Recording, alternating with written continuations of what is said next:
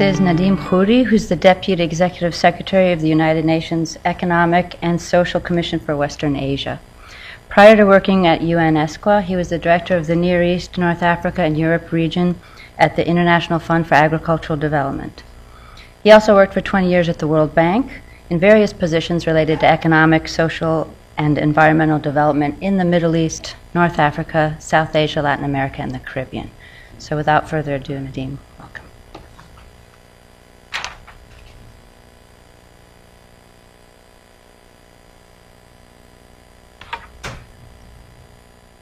Thank you very much, and also I thank the organizers here. Thank you very much, Clemens. I think these types of partnerships are the ones that we really need to have more of in order to address the issues that are plaguing development in all regions, and in particular in the region we are interested in right now. I will be addressing 5 quick points: transition itself and the impact on poverty and malnutrition, what has been going on with the international community in trying to address those issues, the way forward, what are some of the priorities, and also the knowledge gap. I really think Caroline gave a wonderful framework in which to set a lot of these issues. I'd like to start with what you had mentioned about the need for data and what are the main first steps. Of course, if we go right now to the Tunisian government and we say that the priority is first, let's get our numbers correctly, of course, they will say we have other priorities for the time being.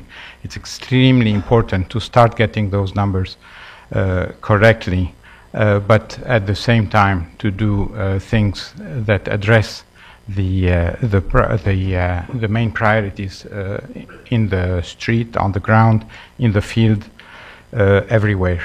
And I will start with this set of data. You must be familiar with the Millennium Development Goals, and this one is on MDG, as we call them, 1, which is poverty and malnutrition. And I will just highlight that in the region that we are talking about, in the Arab countries and Sub-Saharan Africa are the only regions where actually there is an increase in poverty over the last few years. And at this rate, we would not be reaching the MDG for the Millennium Development Goal for poverty by 2015, although there is hope that if we change things quickly, we may be able to do it. What is the situation right now within the framework that was presented by Caroline? Just to give a few ideas on or a few data on the impact of the situation on poverty and malnutrition in Egypt. It's estimated that 1/5 of Egyptians are calorie deprived. The present situation in Syria shows that 30% of rural population is estimated to be vulnerable as far as malnutrition. In Yemen, the situation is quite probably the worst in all of the Arab countries, with about 50% of the population under the poverty line, and actual famine happening, and 20% at least of malnutrition.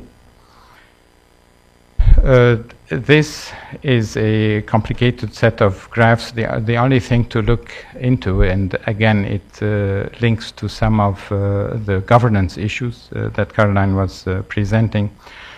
On the right and left graphs you have respectively governance and regulatory frameworks. It shows that in general, and here I'm looking at the red lines, for the same level of development, in general you have in the Arab countries more corruption, less regulatory framework, less good governance than comparable rates of development in other countries. So we do have data evidence that shows that there is a governance gap, a governance deficiency in Arab countries. Here I will point to the corruption and the voice and accountability graphs. There also it's a complicated set of graphs, but if you follow the black lines, you will see that there is a decline over years, over the last few years, on both corruption and the voice and democracy, if you want, in the Arab countries in transition. All of this basically to say that what we expect is that as we are seeing, things are going to go worse for a few years before they get better because of a series of shocks that are happening, and every time the response is taking us a little bit, or the impact is taking us a little bit worse, and this brings back the need that Caroline was discussing of having long-term solutions, but at the same time, of course, on the political and social side, how do we address with the immediate needs? What has happened in those immediate responses? This is just a sample of what some of the countries have been doing and how they have responded to various levels of unrest, politically, socially, and economically. On the salary side, there were raises for civil servants, military and retirees in Jordan and Egypt, payment of 50% employer contribution to the mandatory social security, reduction in hours of work in Tunisia. These are some of the examples, and some others are cited here. It will resonate also with what Caroline was presenting.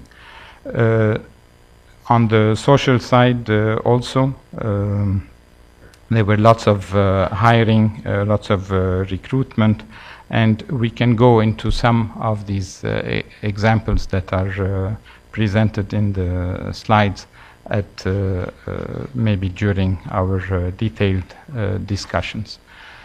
What do we do then as far as assisting the region? And in the next set of slides and the rest of my presentation, I will focus mainly on those issues that are inter-country, that are basically at a regional level. And I start with what would be the impact of further integration. It is something that the international community could assist the region a lot with. And this is some of the simulation that we have started doing at ESCWA that shows a bit graphically, and we are now filling this in concentric circles, a gradual increase in the trade that would happen if there are different levels of liberalization, from a complete free trade area to a reduction in transport cost to common external tariffs and so on. And this is one of those, in our review, long-term interventions that could assist a lot the region. Internationally also, last week there was a meeting that addressed one of the issues in Rome. There was a meeting of the Council for Food Security that addressed one of the issues of that has a bit with has to do with semantics, where we in the policy on food security, in the policy field on food security, we get entangled in food sovereignty, lots of different definitions, self-sufficiency and others. Well, I'm glad to announce to you that in Rome there was a decision that we now have one framework, and it was inspired a lot by previous work that IFPRI had done, that addresses through those interventions, the issue of food security in the world.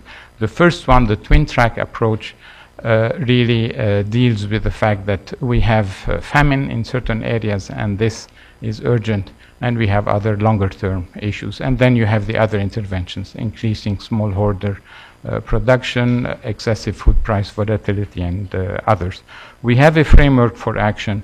Where do we go? Here I'm going to basically suggest some of the interventions that in our work in ESCWA, but also building on the work of others, we are hoping to advance in the coming years. And these are basically 4 interventions. One would be to deal with what I would call the funding gap. There is, from international experience, something called the Global Agriculture and Food Security Program that has shown that in some areas that have not until now included the Arab countries, there is actually a big improvement in nutrition that is done through investments in good programs. Of course, if we talk about investment, then we have to think about the whole issue of corruption and others. And here I'd like to advance the issue of decentralization and of giving control over the resources on investments to the lowest level possible within the implementation of those programs. Later, I hope I'll have an opportunity of discussing the experience of Tunisia, where we still have in the areas where the revolution basically started, the whole Arab Spring or Arab Awakening started, they still have to this day demonstrations, and it's in my view an indication of a disequilibrium between regions within countries that have been favored and others that have not. And this would be one way of linking the issue of food security to overall governance. Then we have the issue of dealing on the policy side with issues of land ownership and land management. You all know about the issue of the large-scale investments in foreign lands, and unless countries like Sudan, like Morocco, get a bit more control over the whole policy framework in land management, there will be little that can be done to attract. And here you have on the right-hand side the countries that are ready to invest, the rich Gulf countries and others who are ready to invest in agriculture to deal with the first intervention that I was suggesting, that the funding does not need to come from external sources. It's really investment, because a lot of those countries of the region, especially the Gulf countries, are ready to invest in agriculture to secure their food. But there, then we need to address the issue of the legal framework of land use in the recipient countries like Sudan. Finally, the fourth intervention would be on the reform of social safety net programs to address the issues of failures of the more short-term safety net programs that we were talking about before, of subsidies and others. There is a whole program now of trying to expand the experience of Brazil into at the international global level of zero hunger, and there's a lot of interest in going ahead on this one. Where to start first? This is probably the most controversial part of my presentation. The League of Arab States has a program that has been lingering since 2009, and it has been basically snubbed by the international community. And we are a bit in a vicious circle at this point. If we want credibility with the League of Arab States, it would be good in the view of this panelist to start there. It's a program that is a bit unrealistic. It would need about $70 billion of investments. But basically, on food security, we have reached, as I said, a little bit of a vicious circle. And I would put as one suggestion that we start there by just discussing it in detail and try to come up with a better plan.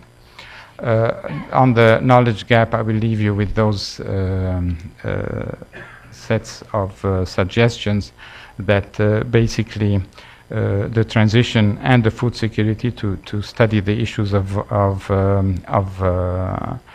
violence of others, but also of the crisis, basically on food security.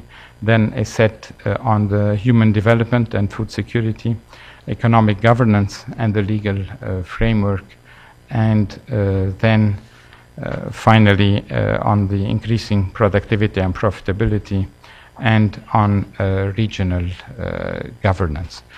Basically, I will end by just saying that for us working in the region, we know that we're going to go through years of difficult times, but there is a lot of assurance that there is light at the end of the tunnel. We need to just make sure that we survive as much as possible and assist the peoples of the region in seeing the benefits of the transition. Thank you very much.